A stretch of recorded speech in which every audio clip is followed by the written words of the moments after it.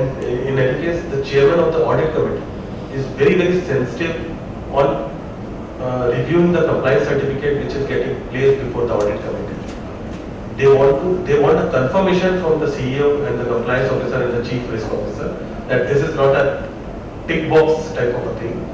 Now, I think what Rajesh was mentioning, there is a requirement in the Companies Act where directors have to report on the compliance framework in terms of the Companies Act, that every industry has an adequate compliance monitoring tool or a compliance monitoring framework which is reported to the board every quarter.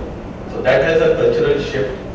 And I just want to share a couple of examples what Sonal was mentioning about 500 rupees fine or a prosecution to the director.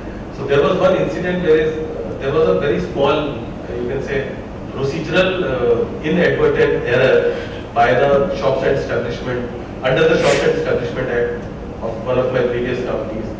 Because when you operate pan-India, you have 700 odd branches. So all other compliance, in addition to all the compliances, some state compliances are also required to be furnished. There was a small error. There was a requirement that something has to be put on the notice board. So there was a change in law. So the administrative or HR guy used to just, actually they were in a process of finalizing the new policy which needs to be put up on the notice board. During the interim period, inspector came and did an inspection. He did not find that the notice which are required under the particular act to be on a notice board, they charged the company. And in that provision, the prosecution, the penalty was pay a fine or because you have a director as a responsibility was given into the act. So when it went into the court, the judge or a presiding officer was so adamant, they wanted a personal appearance of a director to come and brief the director that this is the non-compliance which is done. It was very hard as a legal professional and a legal head or a compliance head to convince the, you can say, presiding officer that look, boss, this is only a small, you can say, it's an inadvertent error, and I am ready to pay the, you can say, penalty of monetary penalty. But still, he was not satisfied. I had to file a, you can say, 482 petition, which is a legal section under the law. 482 petition before the Honorable High Court. Actually, High Court judges, upper judiciary is more sensible. So they understood that why director is required to. So we took a personal exemption of appearing a director into the subordinate court. That's how it got resolved. So after the implementation of the Companies Act, all these incidents like Ukar Cinema incident in Kolkata, directors are also very, very sensitive about this. So there is a clear mandate from the chairman, from the audit committee chairman, the CEOs that look, the compliance framework should not be a compliance certificate or the confirmation of all the compliances which you are complying with should not be a tick box type of a thing. So as an insurance industry, we have, in my industry, we have actually,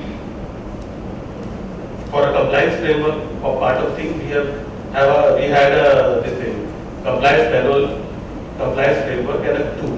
So everything, and nowadays the cultural shift has happened. So everything is now getting shifted towards automation.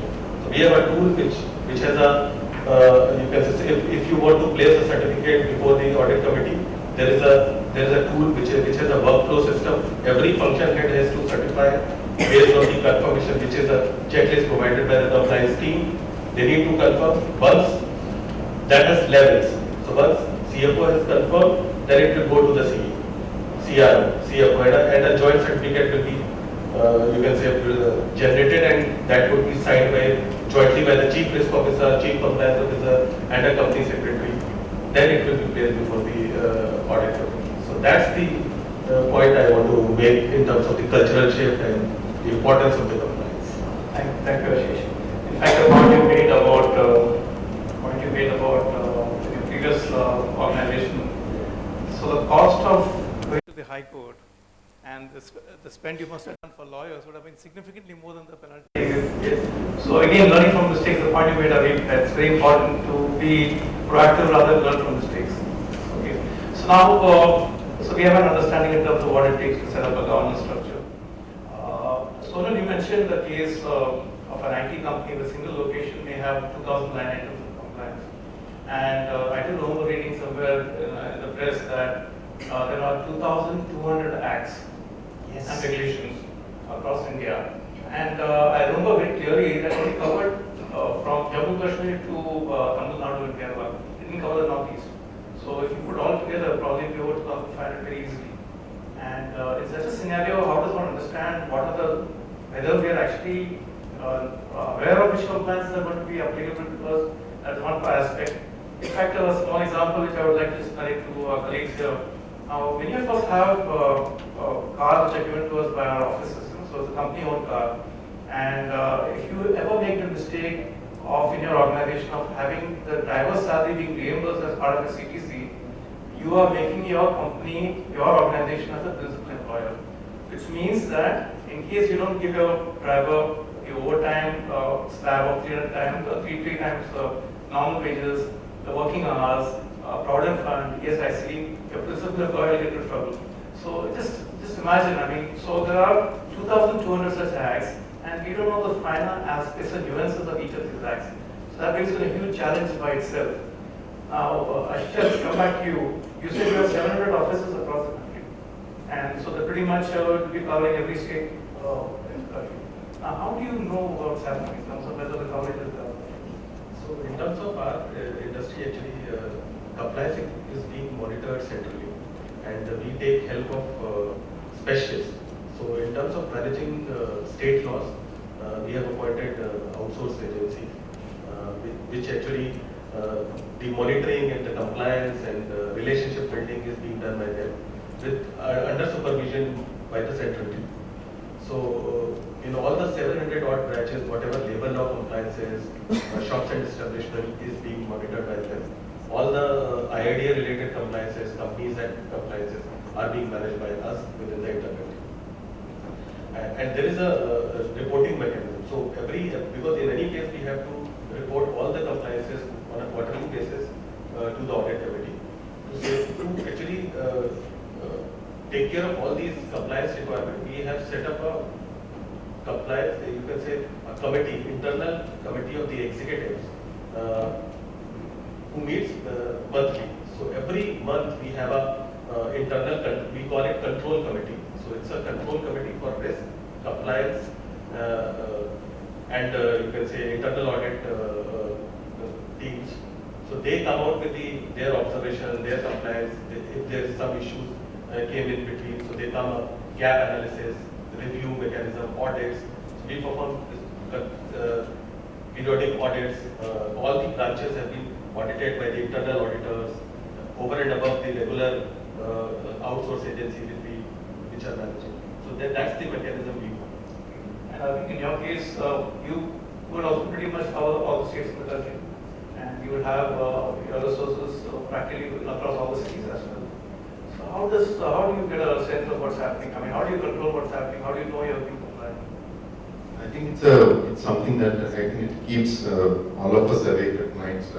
It's a very difficult question to answer, because I don't think anybody in this room or anybody in a compliance function can just put a hand across his or her heart and actually say that 100% compliance is being ensured. There are always slips. It's about whether your system is geared enough to be able to at least catch the larger leaks, and as and when you come to know, you try to address them. I tell you, we operate almost in 800 cities in the country where client offices are, our people go. Even the act of getting a contract labor, and a lot of our work is labor related, right? It's manpower related. So a lot of contract labor actually has to go to these sites. Some of our acts and regulations themselves are not very easy. For example, the Contract Labor Act actually requires significant levels of approvals before even a single contract labor can walk into a client office. And even that process first requires an approval or a form to be filled by your client, submitted to the government to give the first level approval, then you have to apply, then the government has to approve, and only then your person can walk in. In reality, it happens as a facility manager gets a call from the client saying that tomorrow I need 50 people for this purpose. What do you do in a situation like that? Because your contract mandates you to deliver services as and when required. Right? ESI and PF are two of the most draconian labor acts that you will see. I think they have the most, highest level of penalties and interest for defaults. So we thought we got smart with our vendors and we asked them to, so nowadays it's almost everything is on portals, right? The vendors or your business partners who work with you, they actually upload their returns in the portal, right? And we asked them to give us a printout of that as proof that they are depositing. 2 years down the line in audit, we realized they had doctored the PDFs. So they had downloaded, they had paid much lesser amounts and they had given us a doctored PDF which showed that they were compliant.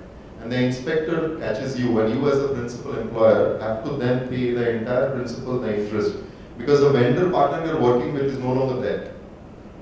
He's probably, a small-time vendor partner who's shut shop and gone away. And even if you can find him, he doesn't have the balance sheet depth to even really support you in that process. So, it's a very difficult question, honestly, to answer. I would say what you tackle is, and probably we'll talk about it a little bit more, is you try to build systems as well as IT tools which give you certain amount of clues as to the various acts that apply to you and whether you are compliant or not. Again, the governance mechanism cannot be with a single compliance department. And for us in JLL, what we do is every single site manager is actually responsible for ensuring that certain fixed compliances are taken care of them month on month. So there is a reporting matrix there where the client manager is expected to respond and tell us that he is taking care, right? Third is, the acts also are ever changing. In the last 2 years, if you just think of the big ones, the Bonus Act got completely redrafted, that too retrospectively, right? And even after the minister said there is nothing going to be retrospective, it became retrospective amendment. You had changes very recently in the Maternity Benefit Act. We ourselves, and we are in the corporate domain, we have the advantage of infrastructure. We struggle to keep ourselves educated. Imagine the smaller vendor partners who don't have the infrastructure. So we do also invest a lot in training our vendor partners, or at least telling them how critical compliance is to be able to work with us.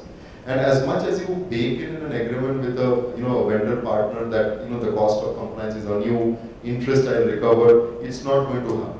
In reality, you will end up bearing the brunt of it. So, the onus is on us to go to our vendor partners and train them and develop them towards this.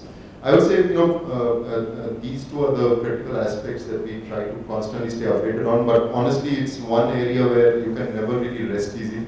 I think Avik mentioned in his speech that it's happened yesterday, so I can rest today. No, absolutely not. Constantly, you have to be ahead of the game and think what more needs to be done. Sure. To add what he was referring and what Solar was referring, learning from the mistakes. So, as an insurance company, since IIDA is very active in all the compliance inspections and all, so what we have instituted, we have actually compliance training is one part, and we have made all the function head with the respective departments the compliance ops, and we have actually taken 3-4 years of the compliance, the whole on-site compliance orders and inspection report from the regulator, and we did a simulation exercise and found out the gaps. What are the gaps? And then we circulated the gaps to the respective spots, confirming whether what are the issues which were highlighted by the regulator during the last couple of years of inspections. Inspections have been addressed or not. If not, then what is your plan of actions? So just to add what Avik was referring. Sure. I just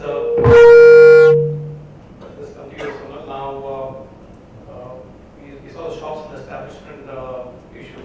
Now I do remember that in shops and establishment you need to keep certain hard copies in particular formats. But most of our colleagues will be from the IT space, so obviously it will be in digital form. Now, how do you manage this?